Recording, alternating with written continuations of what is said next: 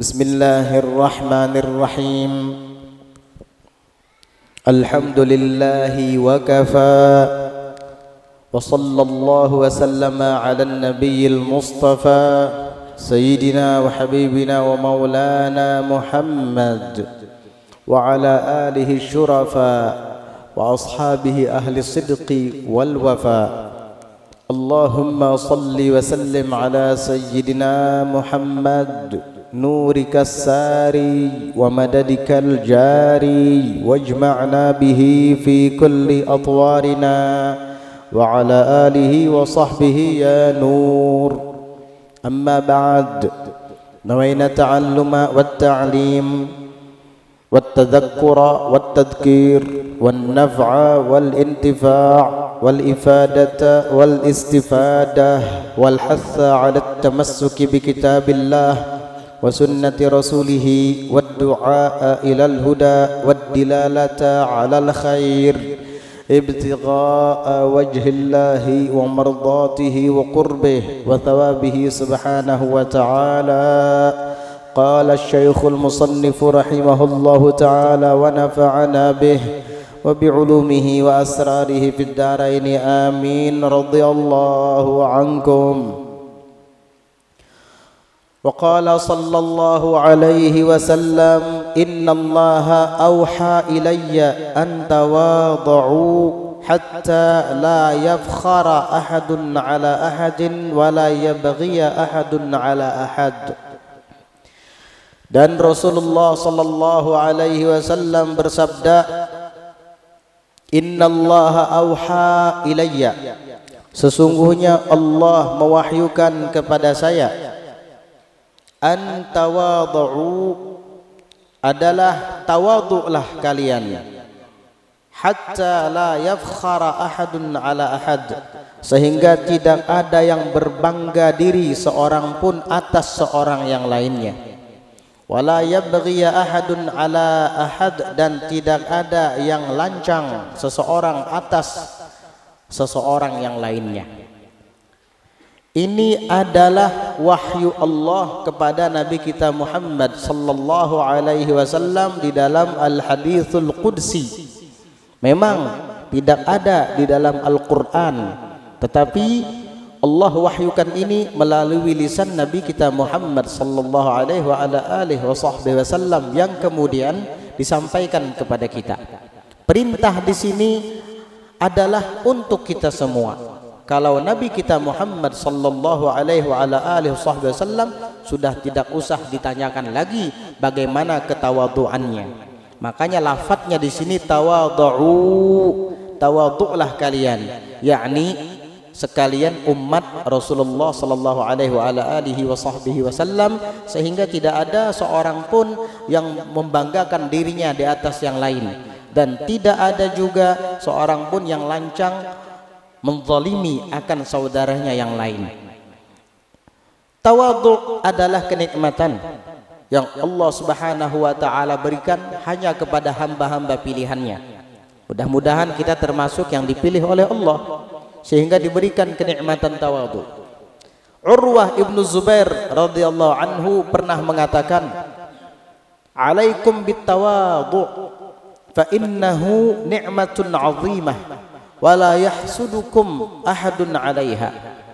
Hendaknya kalian bertawadhu, merendah diri, karena sesungguhnya tawadhu, merendah diri itu adalah nikmat yang sangat besar, yang tidak ada seorang pun iri kepada kalian atas nikmat itu. Kenikmatan-kenikmatan yang kita miliki itu biasanya ada yang iri. Sampai ada yang menyebutkan wa kullu dzi ni'matin mahsud, setiap orang yang memiliki kenikmatan dia pasti akan diirii oleh orang lain. Pokoknya ada kenikmatan yang kita miliki orang pasti iri. Entah itu kenikmatan berupa materi, kita punya rumah megah, ada yang iri dari sekian banyak manusia. Kita punya mobil mewah, ada yang iri dari sekian banyak manusia. Kita punya harta banyak, kita punya kecerdasan lebih dari rata-rata, kita punya jabatan di atas dari rata-rata dan lain-lain, yang penting kenikmatan pasti ada yang iri. Kecuali satu, kenikmatan yang tidak ada orang lain iri kepada kita. Apa itu? Yaitu tawadhu, merendah diri. Kalau kita tawadhu, nggak ada yang iri sama kita. Padahal itu nikmat yang sesungguhnya, nikmat yang besar. Bukan malah iri, orang lain senang dengan kita, orang lain akan nyaman duduk bersama kita di saat kita tawadhu, merendah diri.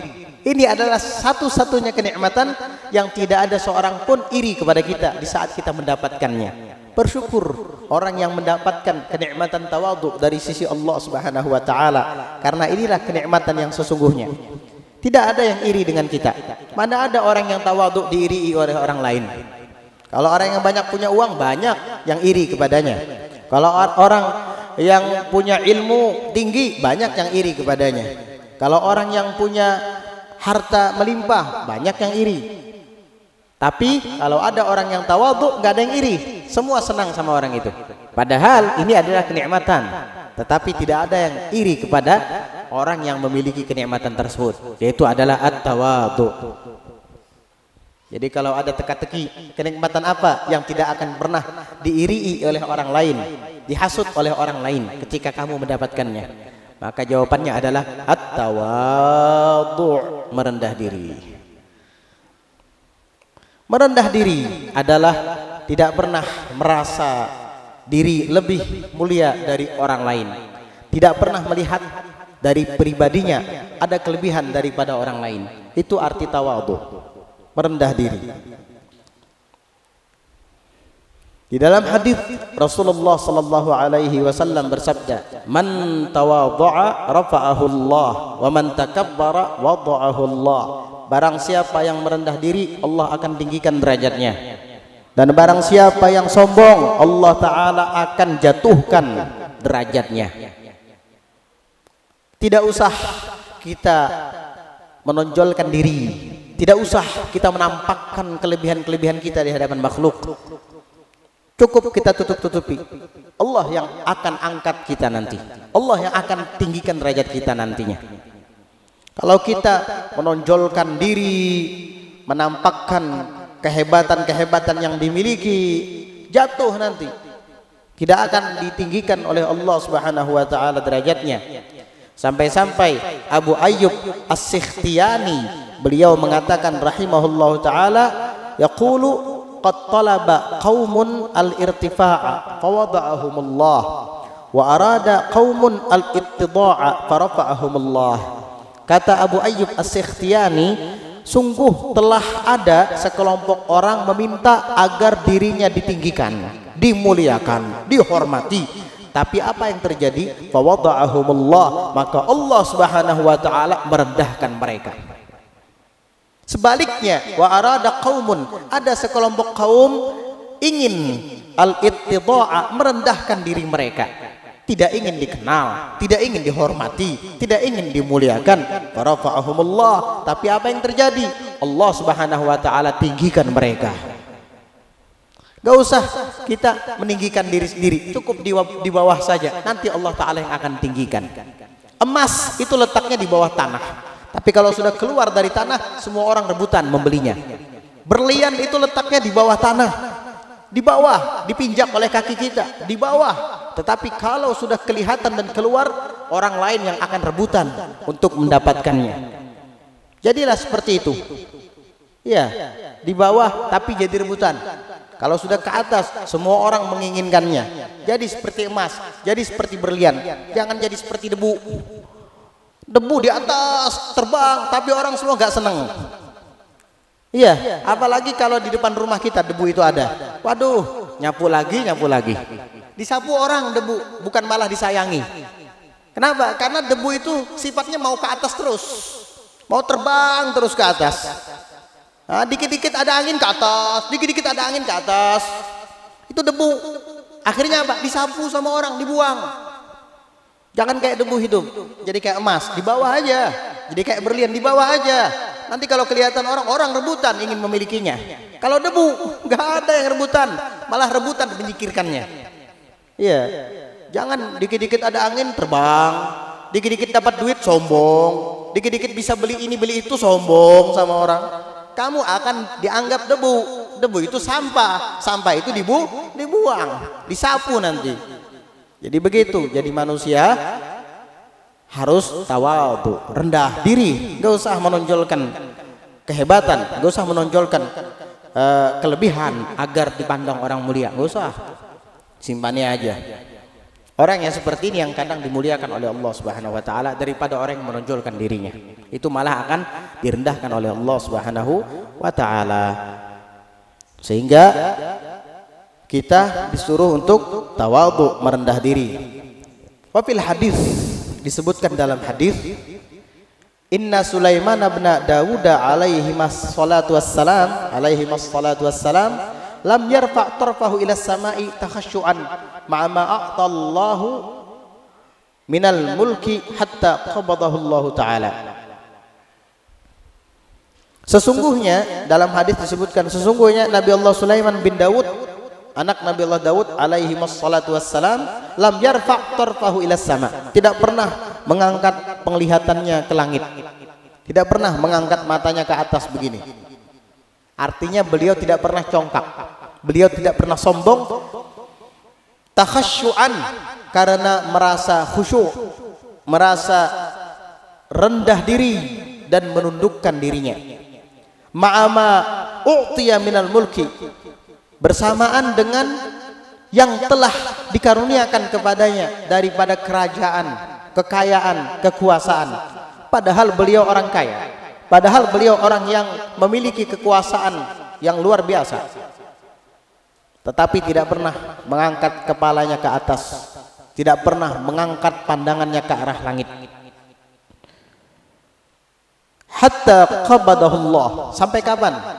Hatta qabadahullah, sampai Allah jemput nyawanya. Sallallahu alaihi wa ala alihi wa ala nabiyyina wasallama. Sampai meninggal dunia. Mau nanya tentang ilmu Nabi Sulaiman, Nabi Rasul, kurang apa ilmunya? Gak pernah sombong. Mau bercerita atau berbicara tentang kekayaan, Nabi Sulaiman itu sudah kaya sekali, Nabi yang paling kaya itu.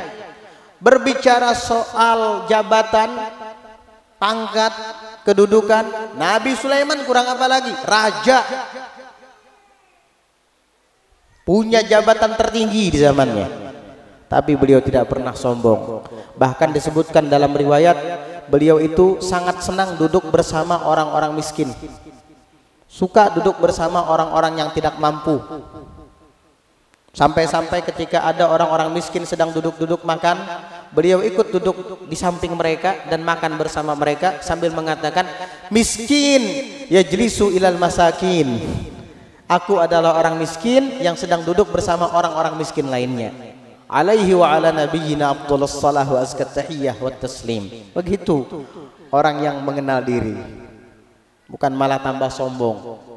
Orang semakin mengenal dirinya, dia akan semakin mengenal Tuhannya, maka dia akan semakin melihat dirinya itu kecil karena melihat kebesaran Allah. Jadi orang yang mengenal dirinya akan mengenal Tuhannya. Ketika ia mengenal Tuhannya, dia akan merasa kecil karena hanya Allah yang maha besar. Allahu Akbar, tidak pernah merasa memiliki apa-apa. Justru orang yang tidak mengenal dirinya lalu tidak mengenal Tuhannya, itulah yang akan sombong, sehingga dia merasa paling hebat, merasa paling benar, merasa paling sampai. Orang-orang semua dibilang di bawahnya, orang-orang semua dibilang tidak sampai, cuma dia yang sampai.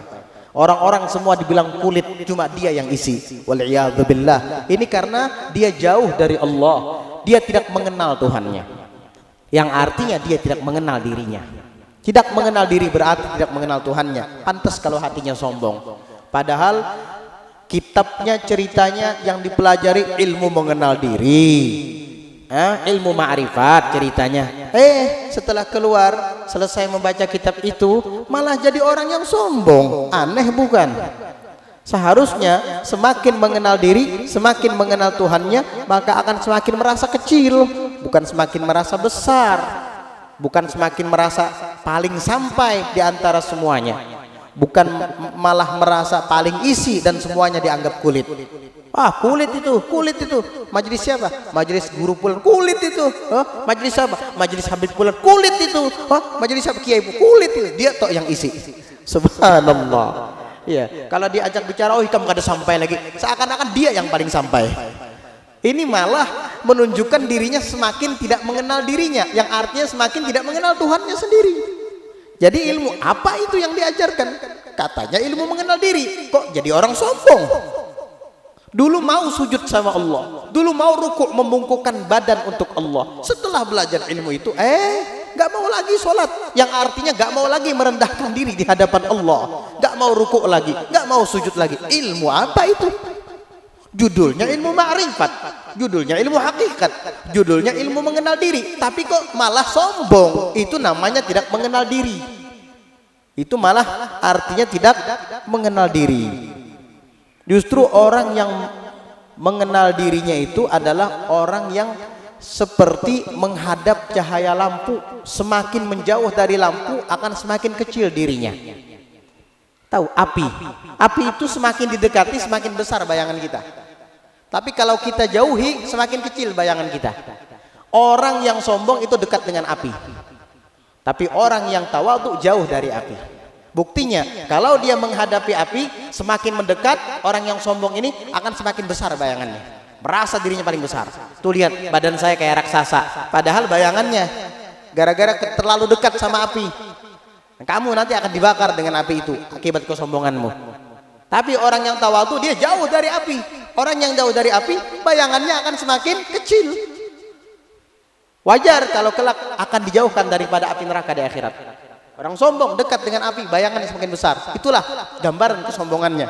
Dan orang yang dekat dengan api berarti sangat dekat untuk dibakar kelak di hari kiamat. Wal'iyadzubillah.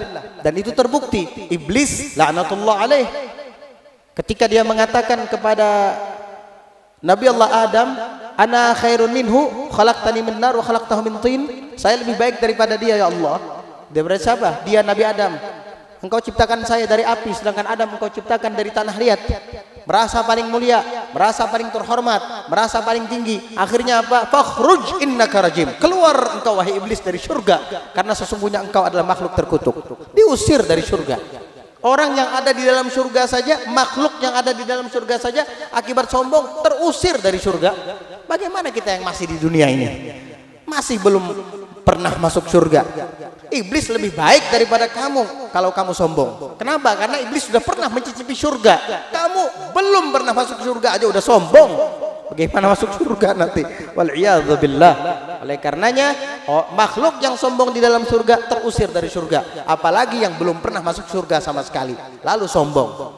Makanya hati-hati sekali. Itu penyakit yang sangat berbahaya. La yadkhulul jannata man kana fi qalbihi mithqalu dzarratin min khardalah minal kibir. Tidak akan masuk surga orang yang di dalam hatinya itu sekecil halus seperti merica. Tahu merica apa tuh? Sahang. Ada di dalam hatinya sekecil sahang. Kesombongan tidak akan masuk surga. Karena di surga itu bukan tempat orang-orang yang sombong. Mudah-mudahan Allah Ta'ala hindarkan kita dari penyakit yang berbahaya ini. Dan mudah-mudahan kita dijadikan sebagai hamba-hambanya yang tawadhu, yang merendah diri. Wa fil hadithi aydan, dan di dalam hadis pula disebutkan anna Rasulullah sallallahu alaihi wasallam, bahwasanya Rasulullah sallallahu alaihi wasallam itu kana ya'kulu ma'al khadim, adalah beliau makan bersama pembantunya. Wa yathannu ma'ahu idza a'ya, dan beliau ikut serta apa namanya itu yathan itu apa namanya menghaluskan gandum itu. Ikut serta menghaluskan gandum bersama dengan pembantunya tadi. Sallallahu alaihi wa ala alihi wasallam. Wa kana sallallahu alaihi wasallam la yamna'uhu al-haya'u an yahmila bidha'atahu min as-suq ila ahlihi. adalah kebiasaan Rasulullah SAW itu tidak pernah merasa malu membawa barang dagangan dari pasar ke rumah keluarganya. Jadi Nabi kalau pergi ke pasar beli ikan, beli sayur, beli keperluan rumah tangga, dibawa, ditenteng, bawa bakul, nggak malu beliau, nggak gengsi. Ini baru jadi bos sedikit aja udah nggak mau. Al-Imam Al-Faqih Al-Muqaddam Muhammad bin Ali Ba'alawi itu beliau imam besar di zamannya di kota Tarim sana. Di antara manaqibnya disebutkan dari saking tawadhu'nya beliau pergi ke pasar ikan membeli ikan, dan ikan itu ditaruh di lengan bajunya, dibawa pulang. Udah, nggak malu, nggak gengsi, seorang syekh besar. Apalagi yang bukan syekh. Iya. Waduh, gengsi. Naudzubillah. Wa kana sallallahu alaihi wasallam yusafihul ghaniyya wal faqira. Dan adalah Nabi Muhammad sallallahu alaihi wasallam berjabatan tangan dengan orang yang kaya dan dengan orang yang fakir. Enggak pilih bulu, enggak pandang bulu. Mau fakir, mau kaya, berjabatan tangan.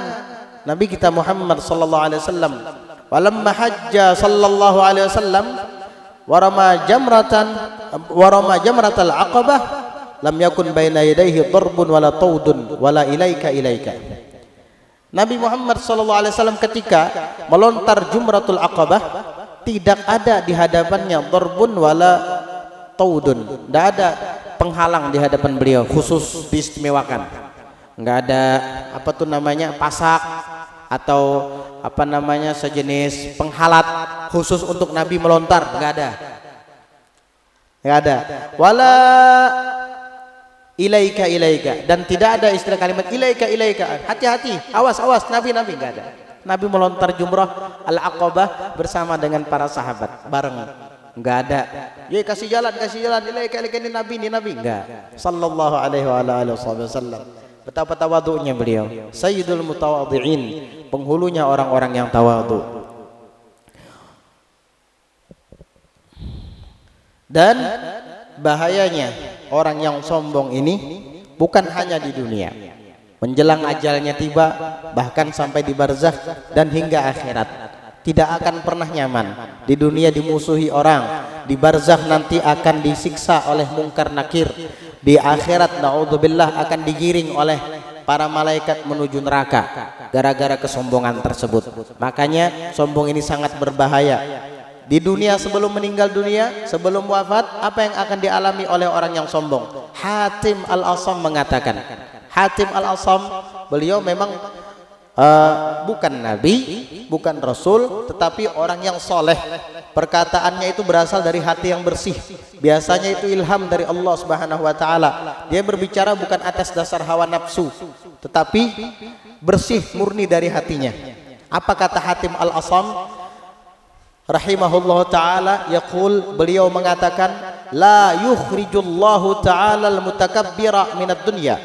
Tidaklah Allah mengeluarkan orang yang sombong itu dari dunia. Maksudnya detik-detik wafatnya, hatta yuriyahul hawana min ardali khadamihi wa jiranihi, sehingga Allah akan perlihatkan ia itu hina di hadapan para pembantu-pembantunya yang paling rendah dan tetangga-tetangganya yang paling bawah. Orang yang sombong itu sewaktu ajalnya datang menjemput akan dihinakan oleh Allah sampai diperlihatkan kepada pembantu-pembantunya yang paling rendah, tetangga-tetangganya yang dipandang sebelah mata olehnya. Oh, waktu hidup sombongnya luar biasa. Lawan pembantu itu keras, sama pembantu itu bengis, sampai mengatakan kamu ini saya gaji. Oh, sama tetangga sinis manangnya, dasar miskin kamu. Wow. Nanti sebelum meninggal akan Allah hinakan, dan kehinaan itu akan diperlihatkan di hadapan para pembantu-pembantunya yang dia anggap rendah tadi, dan di hadapan para tetangga-tetangganya. Sampai-sampai bagaimana kehinaan itu terjadi? Kata beliau, wa yatamarragu fi baulihi wa qadharihi qabla al-maut, dan nanti ia akan berlepotan, dia akan apa namanya mengotori dirinya dengan air kencingnya sendiri dan dengan kotoran air besarnya sendiri. Ini sebelum meninggal dunia orang sombong begitu. Jadi badannya ini berlumuran dengan kencing dan beolnya sendiri. Itu biasanya orang sombong kayak gitu sebelum meninggal. Sehingga ketika dia tidur di tempat dia sakit, kencing di situ, beol di situ. Sehingga tubuhnya ini banyak dengan beolnya sendiri, banyak dengan kotorannya sendiri. Dan yang mengetahui kejadian itu nanti tetangga-tetangganya yang dihinanya dulu tahu itu. Siapa lagi? Pembantu-pembantunya itu nanti akan tahu. Pernah menemukan orang kayak gini? Itu akibat perbuatannya dulu sewaktu hidup di dunia sombong. Nah, kamu jangan sampai seperti itu. Di tubuhnya banyak berlumuran kotorannya sendiri, berlumuran air kencingnya sendiri. Sampai-sampai tetangga-tetangganya yang mau menjenguk itu geli. Baru mau masuk kamarnya udah keciuman aroma yang tidak sedap.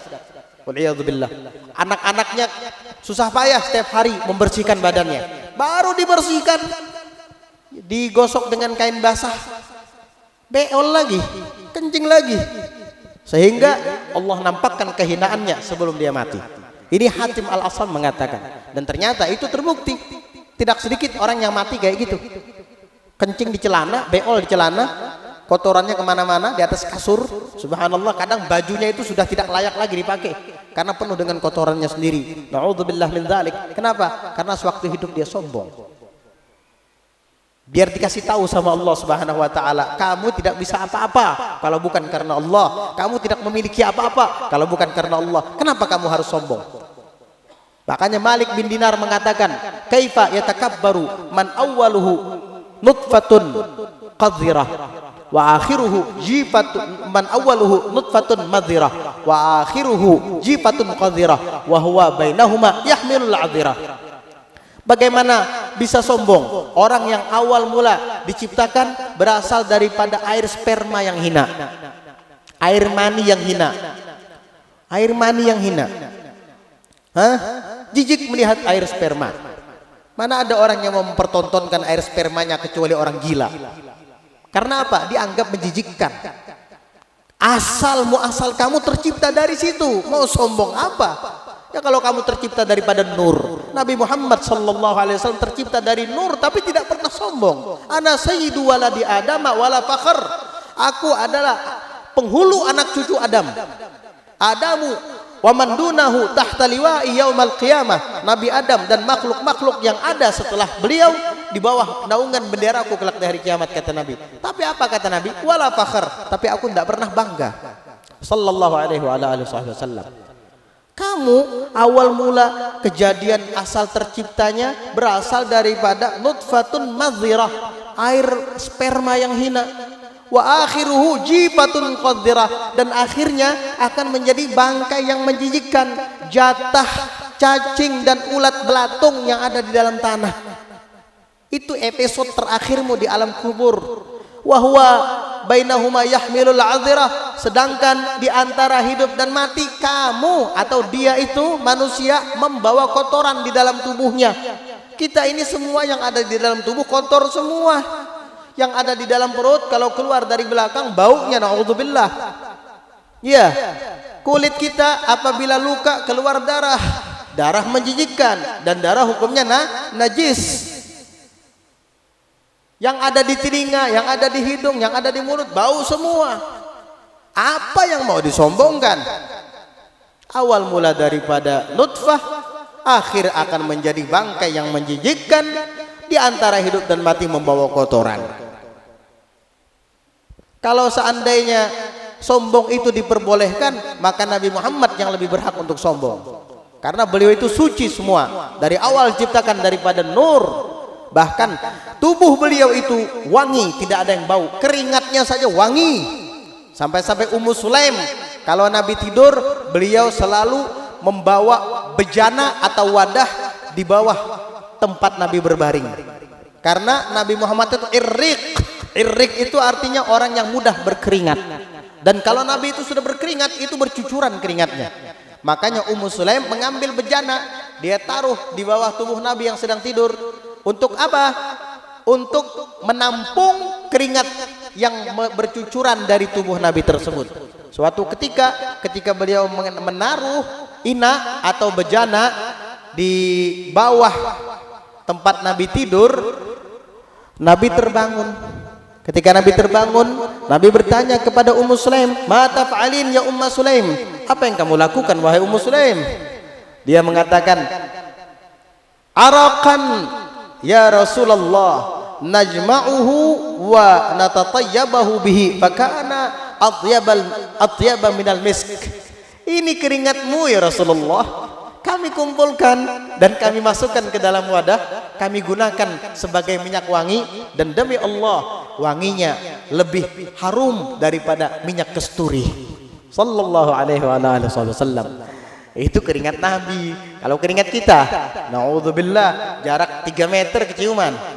Iya, kalau pakai kipas angin jarak 10 meter mahungnya masih keciuman.